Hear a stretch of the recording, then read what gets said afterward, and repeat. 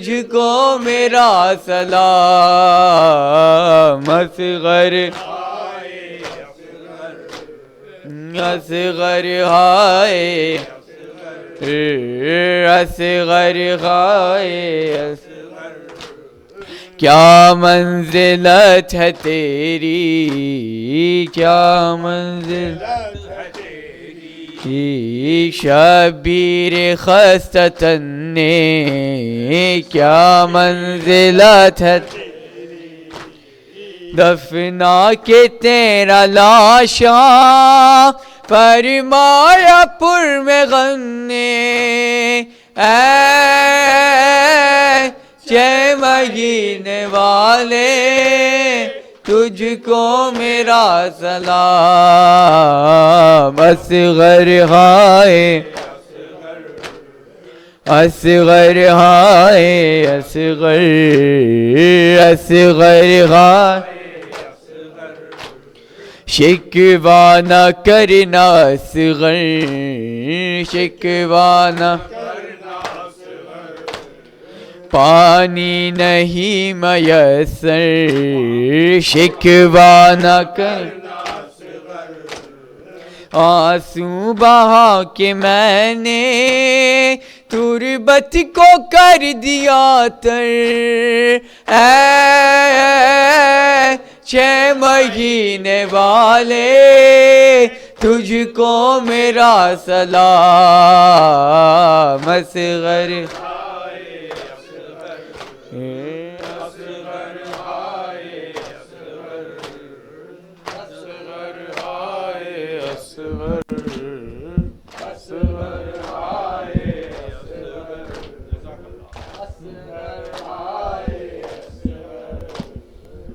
Hussein, Ya Hussein, Ya Hussein, Ya Hussein, Ya Hussein, Ya Hussein.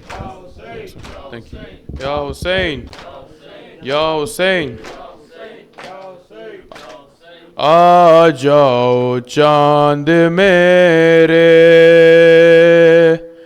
تیری پیاس میں بجھاؤں اصغر میں تیری ماں ہوں آ جاؤ چاند میرے تیری پیاس میں بجھاؤں اصغر میں تیری ماں ہوں آ جاؤ چاند میرے تیری پیاس میں بجھاؤں اصغر میں تیری ماں ہوں آ جاؤ چاند میرے تیری پیاس میں بجھاؤں اصغر میں تیری ماں ہوں میرے لاڈلے کہاں ہو میرے لاڈلے کہاں ہو سینے تمہیں لگاؤں اصغر میں تیری ماں ہوں آ جاؤ چاند میرے تیری پیاس میں بجھاؤں اصغر میں تیری ماں ہوں آ جاؤ چاند میرے تیری پیاس میں بجھاؤں اصغر میں تیری ماں بیٹا تمہارا قاتل میرے سامنے کھڑا ہے جانے کیوں ہنس رہا ہے چادر بھی لٹ گئی ہے منہ کس طرح چھپاؤں اصغر میں تیری ماں ہوں آ جاؤ چاند میرے تیری پیاس میں ماں ہوں آ جاؤ چاند میرے تیری پیاس میں بجھاؤں اصغر میں تیری ماں تیرے جھولے کو سکینہ رو رو کے چومتی ہے، تجھے گھر میں ڈھونڈتی ہے، تیری موت کی خبر میں کیسے اسے سناؤں، اصغر میں تیری ماں ہوں، آ جاؤ چاند میرے، تیری پیاس میں بجھاؤں، اصغر میں تیری ماں ہوں، آ جاؤ تیری پیاس میں بجھاؤں، میری جان جا رہی ہے یہ سوچ سوچ اصغر، اس پھول سے گلے پر یہ تیر کیسے جہلا، بہنوں کو کیا بتاؤں، اصغر میں تیری ماں ہوں، آ جاؤ چاند میرے، تیری پیاس میں بجھاؤں، اصغر میں تیری ماں ہوں، آ جاؤ تیری پیاس میں بجھاؤں،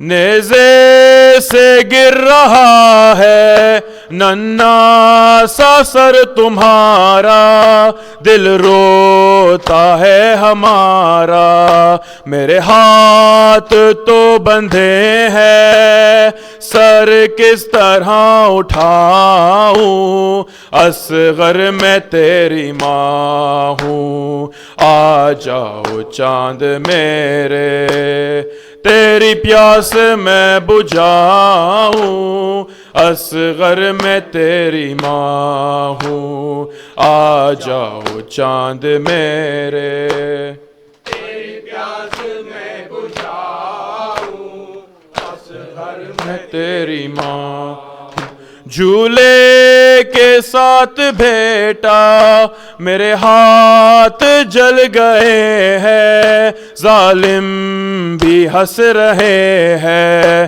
تیری آخری نشانی کس طرح سے بچاؤں، اصغر میں تیری ماں ہوں، آ جاؤ چاند میرے، تیری پیاس میں بجھاؤں، اصغر میں تیری ماں ہوں، آ جاؤ چاند میرے، تیری پیاس میں بجھاؤں، اصغر میں تیری ماں ہوں، یا حسین یا حسین یا حسین یا حسین یا حسین یا حسین یا حسین یا حسین یا حسین، جب مجھے آپ کے قاتل نے ہے مارا بابا،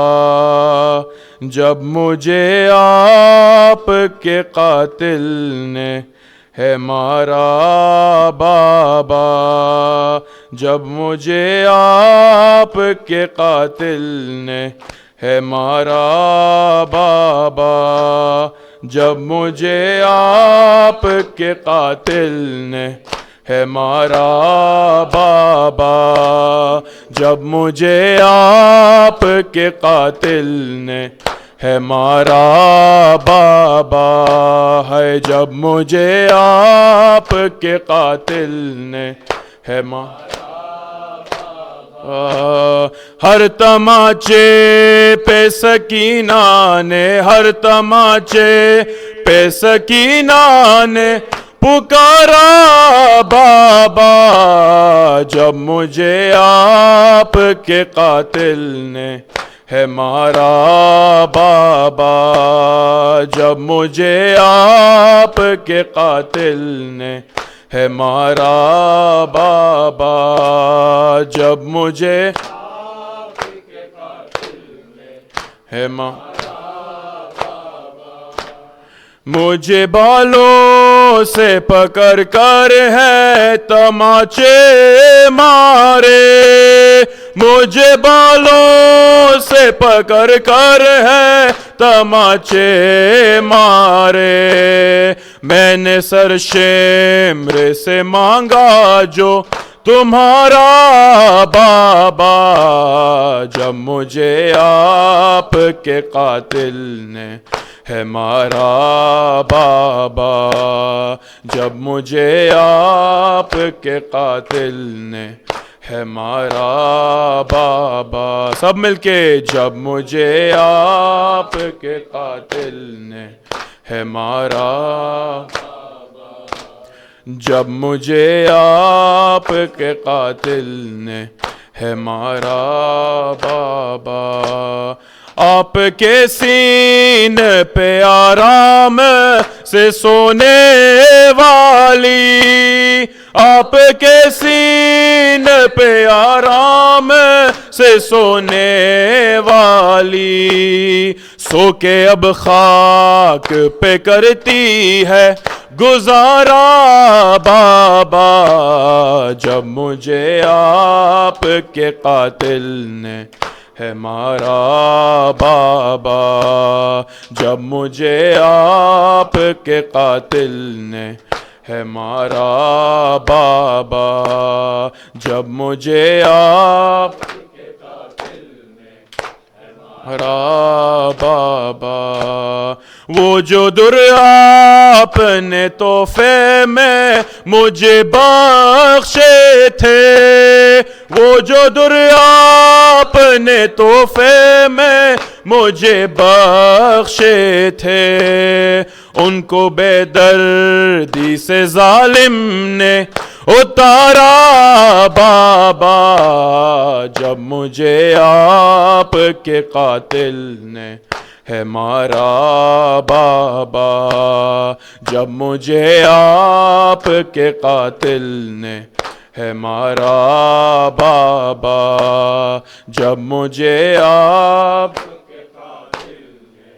ہے مارا بابا، نوک نیزہ پہ اسے دیکھوں تو دیکھوں کیسے، نوک نیزہ پہ اسے دیکھوں تو دیکھوں کیسے، میرا اصغر تھا مجھے جان سے بھی پیارا بابا، جب مجھے آپ کے قاتل نے ہے مارا بابا، جب مجھے آپ کے قاتل نے ہے مارا بابا، جب مجھے آپ کے قاتل نے ہے مارا بابا، سات راہواروں کے دورایا گیا ہے مجھ کو، سات